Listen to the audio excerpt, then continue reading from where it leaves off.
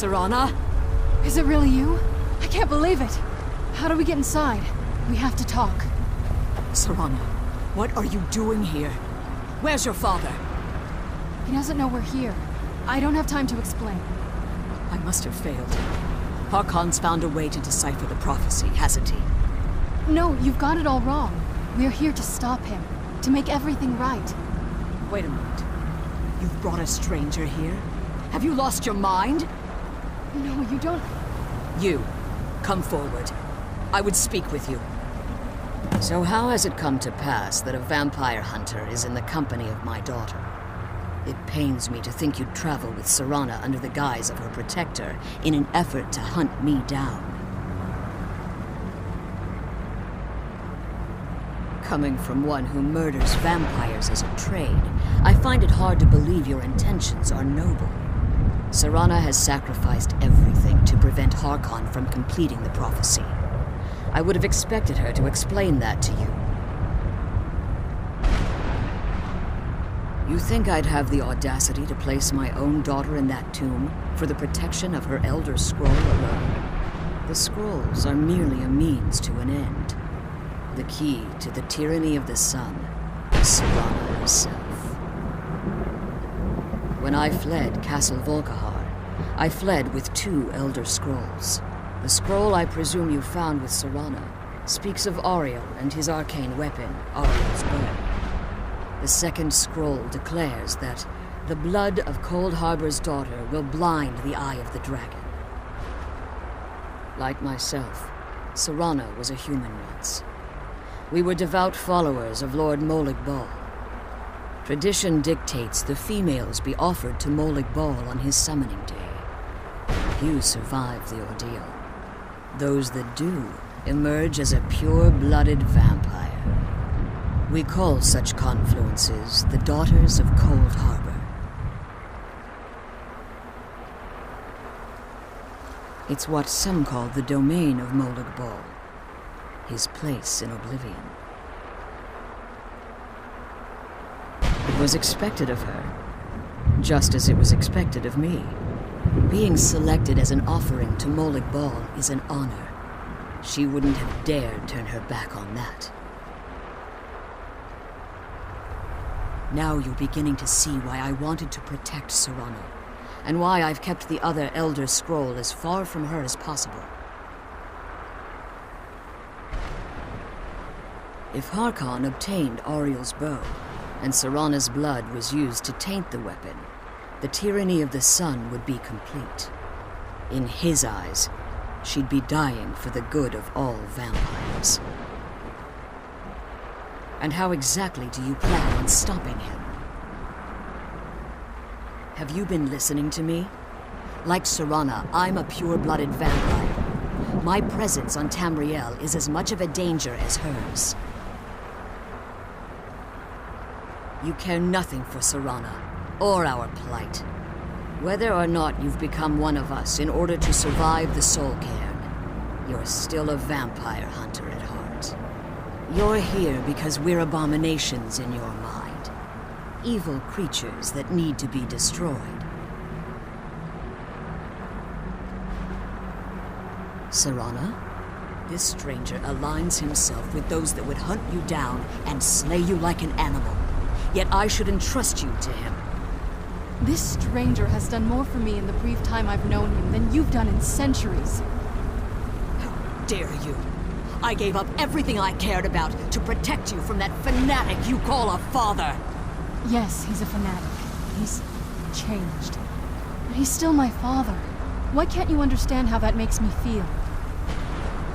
Serana, if you'd only open your eyes. The moment your father discovers your role in the prophecy, that he needs your blood, you'll be in terrible danger. So to protect me, you decided to shut me away from everything I cared about. You never asked me if hiding me in that tomb was the best course of action. You just expected me to follow you blindly. Both of you were obsessed with your own paths. Your motivations might have been different, but in the end, I'm still just a pawn to you two. I want us to be a family again. But I don't know if we can ever have that. Maybe we don't deserve that kind of happiness. Maybe it isn't for us. But we have to stop him. before he goes too far. And to do that, we need the Elder Scroll. I'm sorry, Serana. I didn't know. I didn't see. I've allowed my hatred of your father to estrange us for too long. Forgive me. If you want the Elder Scroll, it's yours. Your intentions are still somewhat unclear to me, but for Serana's sake, I'll assist you in any way that I can. Yes, I've kept it safely secured here ever since I was imprisoned. Fortunately, you're in a position to breach the barrier that surrounds these ruins. You need to locate the tallest of the rocky spires that surround these ruins. At their bases, the barrier's energy is being drawn from unfortunate souls that have been exiled here. Destroy the keepers that are tending them, and it should bring the barrier down.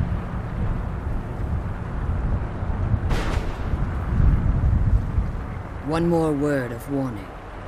There's a dragon that calls itself Durnavir roaming the cairn. Be wary of him. The Ideal Masters have charged him with overseeing the Keepers, and will undoubtedly intervene if you're perceived as a threat.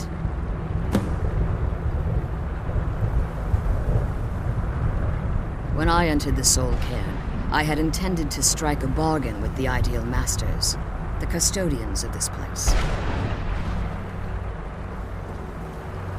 I requested refuge in the Soul Cairn, and in exchange, I would provide the Ideal Masters the souls that they craved. If I had foreseen the value they placed on my own soul, I would never have come here. The Ideal Masters unleashed their keepers and sent them to destroy me. Fortunately, I was able to hold them at bay and retreat into these ruins. Unfortunately, yes. Since the Keepers weren't able to claim my soul, they had their minions construct a barrier that I'd never be able to breach. Time has very little meaning to me. Consequently, it has little meaning to the Ideal Masters as well. I suppose you could call this the ultimate waiting game, each watching the other to see which would give in.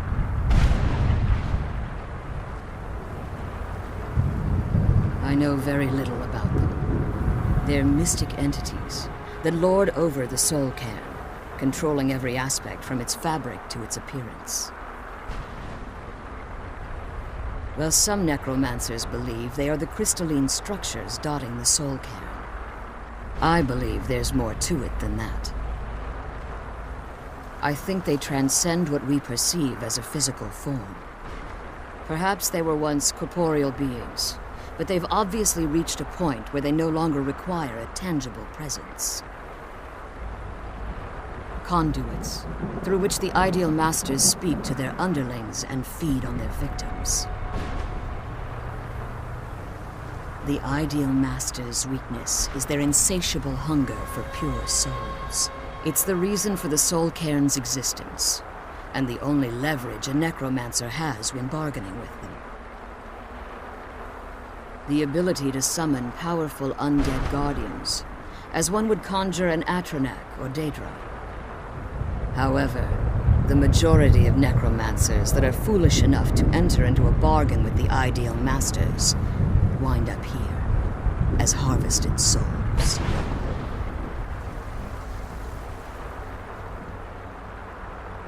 Harkon's vision is a world plunged in eternal darkness, where the vampire can flourish and never again fear the tyranny of the sun. What he fails to realize is how much attention would be called to our kind if the prophecy came to fruition. If eternal night fell, there are many who wouldn't stand for it. They would raise armies in attempts to return things to normal. The order of the day would be our destruction, until every last vampire was hunted down and eliminated. I do. It's how the vampire has survived for millennia, and the only way we can continue to survive in the future. As you've been traveling in the Soul Cairn, your body has become attuned to it. Let's just say a tiny part of you rubbed off on it, and in its place, a bit of the Soul Cairn filled the void. You should find no difficulty using the portal any longer. Be careful, and keep my daughters safe. Let's kill those keeper things and get back to the prison.